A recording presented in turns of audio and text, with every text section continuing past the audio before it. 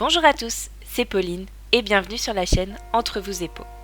Ceci est la première vidéo bullet journal de la chaîne, mais ce ne sera pas une vidéo traditionnelle et je vous explique pourquoi juste après. Pour réaliser ce bougeot, que j'appellerai bougeot de collection, j'ai choisi un carnet de la marque Lemom. Je trouve leur carnet excellent. Ils ont en général un petit élastique comme ceci, classique, pour maintenir le carnet fermé. La couverture de celui-ci est rigide et en faux cuir. Il est composé de 90 feuilles, donc 180 pages. Ce qui me plaît le plus dans ces carnets Lemom, c'est l'épaisseur des feuilles. Aucun feutre ne transperce et même l'aquarelle ne fait pas trop gondoler les pages. Un autre avantage, c'est que lorsqu'on l'ouvre, il est bien plat, ce qui permet de faire des doubles pages sans souci d'interruption à cause de la pliure du milieu. À la fin du carnet, on retrouve une pochette où sont rangés des intercalaires fournis et où personnellement je ne mets pas grand chose, à part une feuille de découpe au cas où j'ai des recouvrements à faire, si j'ai fait une bêtise par exemple. Petite particularité de ce carnet, l'élastique pour maintenir le stylo se trouve sur la tranche et non de l'autre côté comme on a l'habitude de le voir sur d'autres carnets. Alors pourquoi un bougeot de collection ? Eh bien pour faire simple, à chaque début de nouveau bougeot annuel, je me retrouve obligée de refaire les mêmes pages, qui trouveraient davantage leur place dans un carnet que je conserverai pendant des années et où j'y mettrai par exemple mes suivis de films, de séries, ma bibliothèque, etc. Voici mon bougeot 2019 et je ne sais pas si vous aurez le temps de voir, mais j'y mets les mois et puis auparavant j'y mets des pages que j'aimerais mettre dans mon bougeot de collection pour éviter de les refaire à chaque fois. C'est donc un nouveau carnet homemade et grâce à ces vidéos vous pourrez voir comment je l'organise. Pour le matériel que j'utilise, eh bien, les inconditionnels petits feutres noirs de différentes tailles. La mise au point ne veut pas se faire, mais j'ai un 0.05, un 0.1, 0.2, 0.3, 0.5 et 0.8. Ici, ce sont des pigment liners de la marque Staedtler, mais bon, vous pouvez utiliser n'importe quel stylo de ce type. J'utilise ensuite des feutres Tombow, une gomme, un critérium évidemment, enfin un crayon de papier, une règle. Et alors, clairement, normalement pour un bougeot, seuls sont indispensables un crayon et une règle. Mais bon, moi j'aime bien mettre un peu des couleurs partout. Donc on a vu d'autres types de crayons de couleurs. J'ai ensuite les Zebra de midliner. Non, les midliners de chez Zebra, c'est mieux. J'utilise ensuite des brush markers de la marque Winsor & Newton et des feutres de type Stabilo, Pen 68, ainsi que des crayons aquarellables avec le petit pinceau qui va avec. L'avantage, c'est qu'on n'en met pas partout et qu'on a juste besoin d'un peu d'eau et des crayons. Vient ensuite l'inconditionnel stylo blanc, histoire de camoufler les petites erreurs qu'on peut faire. Celui-ci n'est pas le plus efficace que j'ai, mais bon, je n'avais que ça sous la main. Et ensuite d'autres stylos gel, ainsi que les Crayola, dont j'en ai 50, qui sont bien pratiques pour la mise en couleur de mon bougeot. J'ai également un Posca, mais dont je ne me sers pas beaucoup. Voilà, je crois que j'ai fait le tour du matériel, donc maintenant on range tout ça et on attaque le bougeot de collection.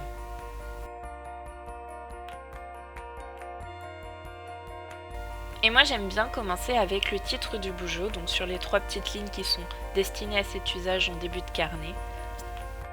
J'utilise un nom tout simple, un bullet journal de collection, puisque c'est un bullet journal de collection.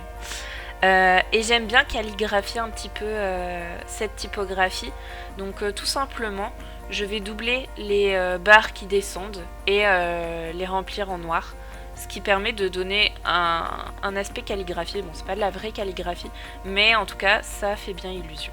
Ensuite je prépare une page d'index, histoire de me retrouver dans mon carnet puisqu'il va comporter plein de pages, et donc pour cela j'aime bien utiliser un Crayola histoire d'écrire en gros ici le nom index, et puis revenir par dessus écrire en calligraphié à nouveau la fausse calligraphie avec les barres qui descendent colorées, et je trouve que ça donne un certain style tout en restant hyper simple. J'ai préparé les encarts puisque je sais à peu près déjà ce que je vais mettre dans mon carnet, et ici vous assistez à une mise en couleur des titres, donc je préfère mettre comment dire, le feutre avant d'écrire à l'intérieur, puisque comme ça permet au stylo de ne pas baver. Ensuite ici vous voyez, je contourne tous les encarts qui me seront nécessaires. Et puis ensuite je viens noter les titres de mes encarts, donc organisation, mon matériel, ici on peut voir ma bibliothèque, le cinéma, la musique, etc. Donc ça franchement c'est au bon vouloir de chacun, puisque chacun peut y mettre ce qu'il veut, ce qu'il souhaite. Donc moi j'y ai mis tout ce qui me semblait, enfin tout ce qui me passait par la tête et tout ce qui me semblait important à suivre. L'idée c'est de venir noter à chaque bout de ligne le numéro de la page où se situe la liste en question, afin de pouvoir se référer rapidement à la page que l'on souhaite. Alors ça demande un peu de réflexion en amont, mais c'est du temps passé pour mieux en économiser par la suite, et de plus ça permet de ne pas oublier de pages, puisqu'il ne me reste pas beaucoup de place en dessous dans chaque encart, et que j'aime bien regrouper les choses par domaine.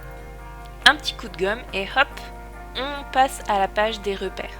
Donc j'ai décidé de faire une page de repères parce que je me suis rendu compte qu'à chaque fois je me remettais à compter les carreaux, chaque fois que je voulais diviser ma page en 3, en 4, etc. Histoire d'avoir des carrés de taille de même taille à chaque fois. Et ça prend beaucoup de temps en fait. Alors qu'il suffit de passer un peu de temps au début du carnet pour ça, et d'économiser ensuite beaucoup de temps par la suite. Donc ici c'est la moitié de la page que j'ai décidé de mettre en gris médium. Ensuite j'ai eu un petit défaut de caméra, en gros ma batterie m'a lâché, donc ça a sauté un petit peu.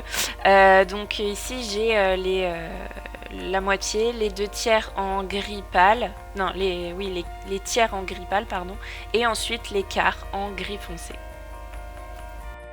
Vous voyez, même en accéléré c'est assez long, alors imaginez en temps réel à chaque fois que je vais faire mes jours de la semaine ou quoi que ce soit, ça prend vraiment un peu de temps, donc voilà.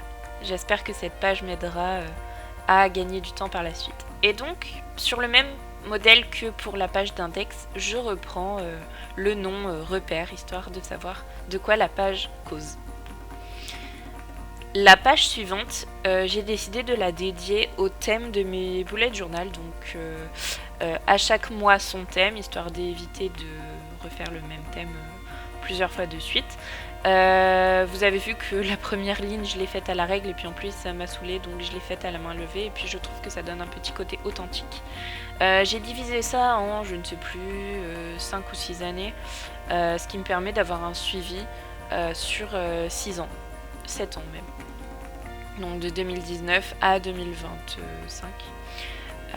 Donc ici je note chaque mois de l'année, de janvier à décembre. J'ai utilisé le même gris pâle que précédemment pour les tiers de la page des repères. Et donc en haut de chaque colonne, je viens noter l'année correspondante.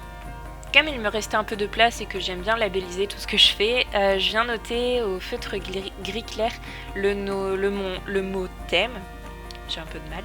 Et donc là, on me voit checker dans mon Bujo 2019 chaque thème qui a été fait, qui a été réalisé. Et je trouve que c'est vraiment gratifiant de revoir en accéléré tous les mois et toutes les couleurs que j'y ai mis durant cette année 2019. Et donc voici cette première double page avec les repères et les thèmes. Et comme vous pouvez le voir, je me réfère à mon index afin de vous présenter la rubrique qui suit et qui s'intitule Mon matériel. Et donc dans cette rubrique, je vais vous présenter je vais faire une sorte de nuancier en fait de toutes les couleurs que je possède dans le matériel que je vous ai présenté au début, ce qui me permettra à terme de venir me référer à cette page afin de sélectionner les couleurs selon le mois en cours. Et donc toujours selon la même présentation, je vais scinder par marque les feutres, puisque là ce sera principalement des feutres, les feutres que je vais présenter. Donc on commence par les Crayolas avec les couleurs jaune à orange, puis les couleurs noires et marron et gris. Et donc vous pouvez voir qu'à la fin de chaque trait de nuance, j'ai noté un code. En fait, les Crayolas ont le désavantage de ne pas avoir de code pour chaque couleur. Donc moi je leur ai attribué quand je les ai reçus un chiffre de 1 à 50. Voilà.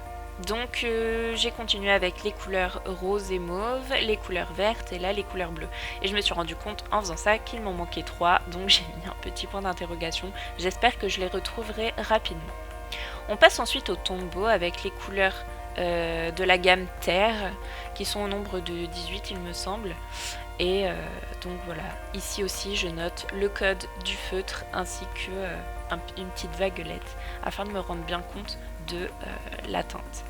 On continue avec les couleurs dites vintage, puis les couleurs dites pastel, même si je trouve que le dernier vert, même s'il est très beau, n'est pas très pastel. La même chose pour les midliners de chez Zebra, j'en ai 3 paquets et là à nouveau je me suis rendu compte qu'il m'en manquait un.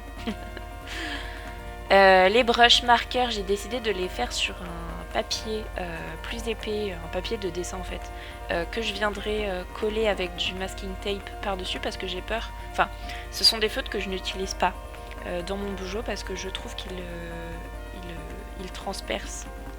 J'ai dit tout à l'heure que ça ne transperçait pas, mais pour les brush markers ce n'est pas vraiment vrai. Et donc je préfère avoir quelque chose de propre, donc je les utilise plutôt pour le dessin à côté. Ici on voit les crayons aquarellables que j'ai. Je vous mettrai, je n'ai plus la marque, mais je vous mettrai la marque dans la vidéo. Et donc avec juste un peu d'eau, je viens, après avoir posé la couleur sur mon papier, et bien la dégrader, ce qui donne un effet plutôt joli je trouve. Et donc comme je vous avais dit, je viens ensuite coller avec du masking tape imitation lin ma petite page de brush marker. Et donc voilà les premières pages de ce bougeot de collection que je vais essayer de faire simple pour qu'il reste intemporel au fil des années et j'en suis pour l'instant plutôt fière. Voilà. Donc merci d'avoir regardé cette vidéo, j'espère qu'elle vous aura plu. Si c'est le cas, surtout n'hésitez pas à mettre un petit pouce bleu, un commentaire et à vous abonner à la chaîne pour d'autres vidéos. Voilà, je vous fais un petit avant-goût de la prochaine page. Et en attendant, portez-vous bien. Et bonne rentrée pour ceux qui reprennent le chemin de l'école ou du travail.